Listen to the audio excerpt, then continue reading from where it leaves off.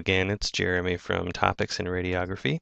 Just want to do something a little bit different for this video, and this is a very entry-level, back to basics sort of thing here. I am a visual learner myself, and when teaching exposure principles, I have a few tricks up my sleeve. And this is just a very simple, anybody can do this.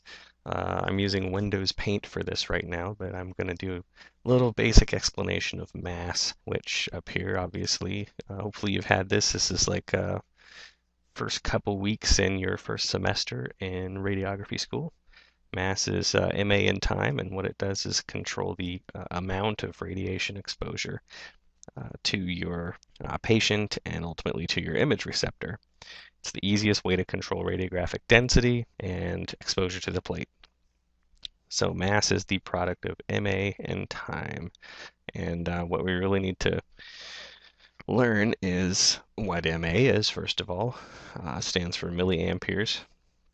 That controls the quantity of electrons emitted from the cathode inside the X-ray tube. When these electrons are emitted from the cathode and then get kVp applied to them, sending them over to the anode, and the interaction with that anode material, which is tungsten, causes X-ray production. The main point, without going into too much detail, is that MA controls the quantity. So how many?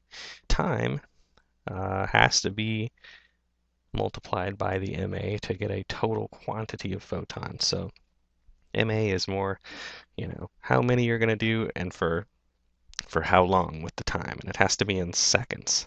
Cheesy little trick here. What I do is go up to the brushes here and click this little spray can looking thing, airbrush, whatever it's called, and go down to the size, the biggest gigantic size you can, which is 24 pixels.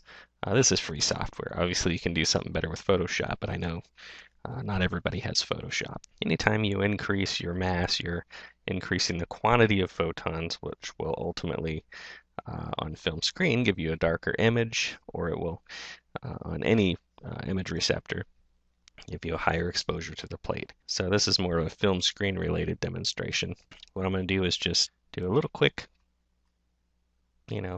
probably half a second spray right there. So a certain number of spray dots, we'll say, or paint dots have come out. The number of dots would probably be controlled by my MA if we're going to make that synonymous with the X-ray photons. And the time, I just did it about a half a second. So I'm just going to demonstrate next to it, maybe a full second.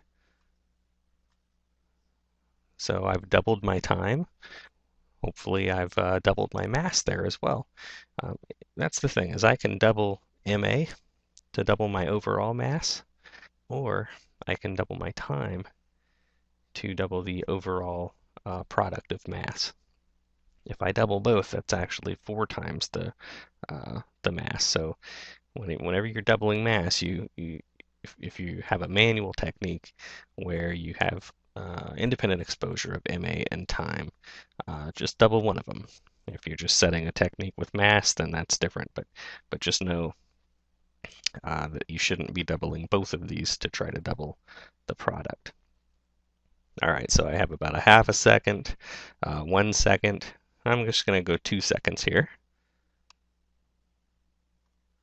And you see it's a lot darker. Again, more photons to the plate, more paint drops to the paper. Again, very cheesy, but you can see my original exposure here with the lowest time.